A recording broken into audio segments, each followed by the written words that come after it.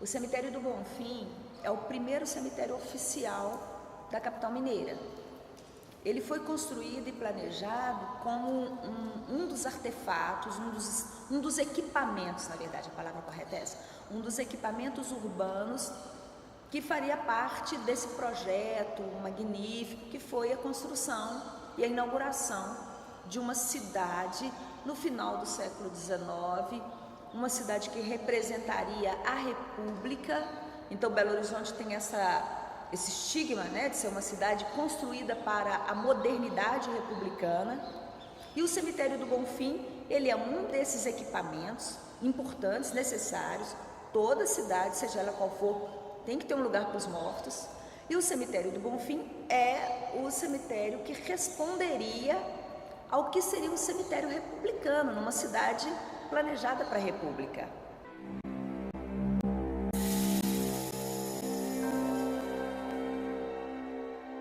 O pessoal mais velho disse que já sentia arrepio, na hora que estava mexendo no túmulo, vozes. Ah, não vi nada não. Graças a Deus, né? Graças a Deus, eu peço a Deus para não ver.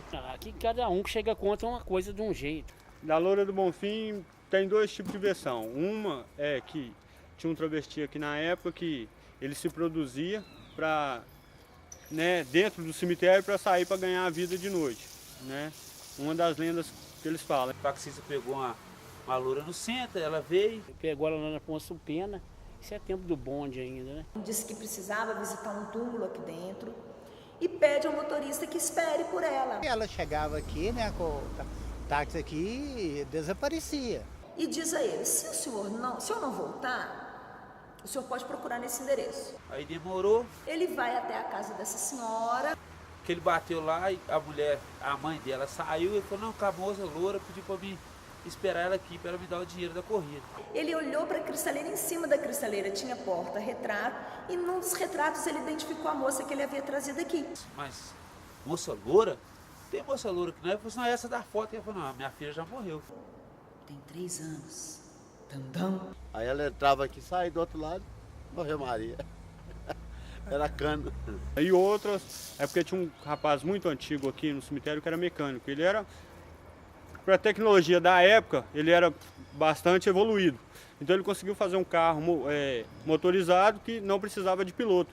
E ele colocou uma loura, um boneco louro dentro do carro para sair transitando, que o carro era movido a controle remoto, até uma certa distância. Aí o povo achava que ele era uma loura que ficava transitando toda noite, mas era ele testando o carro. Como a cidade ela foi planejada em cima de um arraial que se chamava Arraial do Belo Horizonte, a primeira medida da comissão construtora foi proibir os sepultamentos no entorno da matriz de Nossa Senhora da Boa Viagem, hoje catedral, mas não é o mesmo prédio, tá? Aquele prédio foi demolido, o prédio colonial, e construído um prédio de acordo com os padrões estéticos e arquitetônicos que a capital demandava. Muito antes dela ser o Curral del Rei, não é? Que é a origem que a gente conhece historicamente de Belo Horizonte, já existia aqui uma pequena capela de pau a pique que foi construída para abrigar a imagem de Nossa Senhora da Boa Viagem. E aquele ponto onde havia aquela imagem passou a se transformar num ponto de romaria. Muitos colonos passavam por aqui para fazer orações e prestar homenagens à Nossa Senhora da Boa Viagem.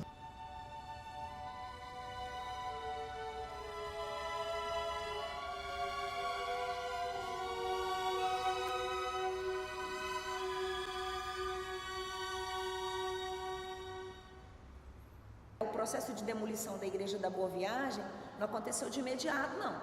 Demorou um tempo. Não foi assim, a comissão chegou e falou, agora vamos demolir, porque teve resistência. A Igreja Católica não deixou que demolisse sem construir outra igreja, não.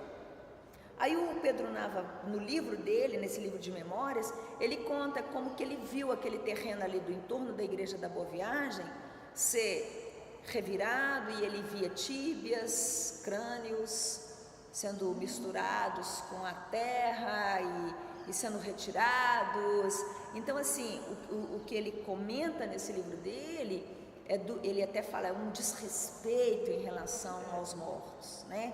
Eu não sei, como esse é um livro de memórias, né, a gente tem que respeitar aí a licença poética, né, do memorialista, mas eu não tenho nenhum registro documental do que foi feito com esses corpos. Então eles não foram, esses corpos anteriores à construção da capital, é o tempo que o consumiu. Provavelmente eles estão lá até hoje. Sim, né? é possível.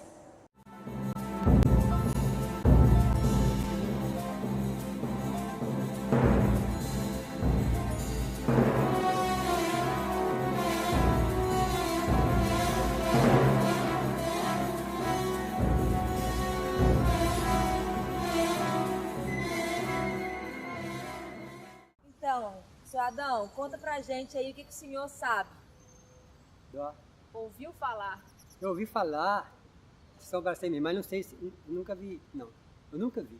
Já vi falar, mas eu nunca vi. Eu começava falando do aniversário de Belo Horizonte, né? também. Que é 12 de dezembro, né, de 1897, que Belo Horizonte foi inaugurada, junto com o Palácio. E a gente recebia as pessoas, né, no salão que tem... O chão é todo de mármore de Carrara, né? Onde as pessoas podem ver a escadaria belga.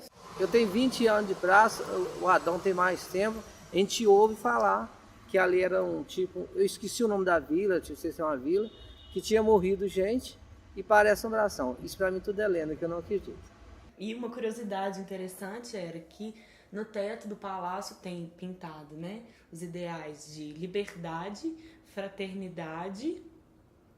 Mas não tem de igualdade. Não tem de igualdade. Quando fizeram o mapeamento do local onde ia ser construído o Palácio da Liberdade, tinha uma casa muito simples de uma senhora que o fotógrafo a nominou como papuda, devido à doença do bosque que ela tinha. Aí conta a lenda que essa senhora ficou sabendo dessa história, né, de que tinham iriam tirar a casa dela ali, fizeram um registro colocando esse nome pejorativo nela. E óbvio, né, a cidade estava sendo planejada, os construtores, o Aaron Reis e depois o Francisco Bicalho, que era um dos engenheiros responsáveis, eles não estavam muito preocupados em perguntar a opinião das pessoas que viviam aqui no Arraial, se eles queriam ou não essa cidade, né? Então, a maior parte das pessoas que eram nativas aqui, elas foram literalmente expulsas daqui. Ela ficou famosa justamente porque ela não queria sair, né? Como os outros moradores que foram desapropriados. Ela bateu o pé e falou, não saio. Resistência, né? Mas não teve muito jeito. Só que ela roubou uma praga. Ela disse, tudo bem, eu saio. Mas ninguém vai ser feliz aqui nesse palácio que vocês vão conseguir. Vai todo mundo morrer.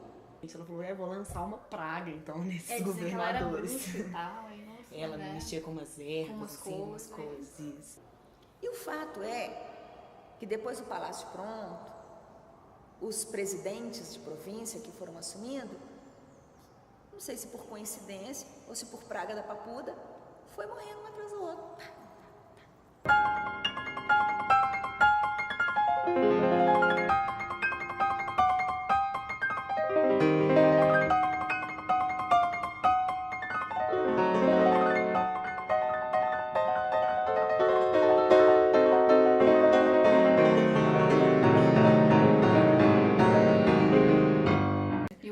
Maciel morreu dentro do palácio.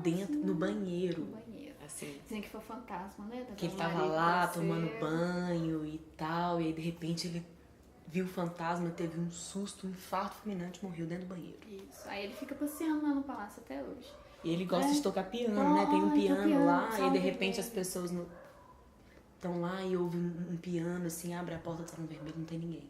Então era o Olegário Maciel, porque acho que a papuda não sabia tocar piano.